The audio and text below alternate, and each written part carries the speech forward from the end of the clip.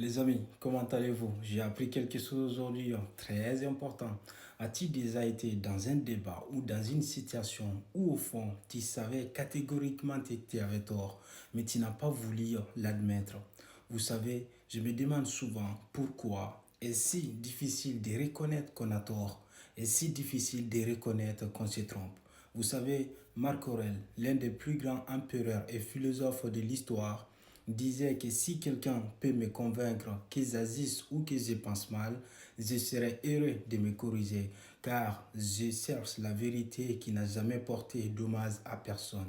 Et il rajoute, mais il se nuit celui qui persiste dans son erreur et dans son ignorance. Alors, chers amis, aujourd'hui, on va voir en quelques phrases pourquoi refuser d'admettre qu'on a tort peut te détruire entièrement et comment apprendre à embrasser la vérité pour avancer plus vite. Car très souvent, on préfère avoir raison même quand on a tort. Ce n'est rien d'autre que c'est l'ego qui parle à la place de la rationalité, à la place de la vérité. Mais vous savez, ceux qui réussissent, quel que soit le domaine dans lequel vous pensez, ceux qui réussissent, eh bien, surtout plus vite, sont ceux qui cherchent constamment, activement la vérité.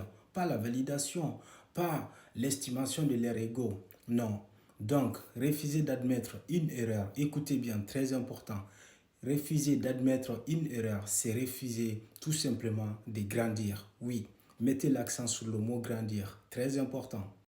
Donc, je vous mets un défi. La prochaine fois qu'on te prouve que tu as tort ou que tu agis mal, au lieu de te braquer, au lieu de t'énerver, au lieu de te gonfler, je ne sais pas quel mot il faut, demande-toi, et si j'étais en fait en train d'apprendre?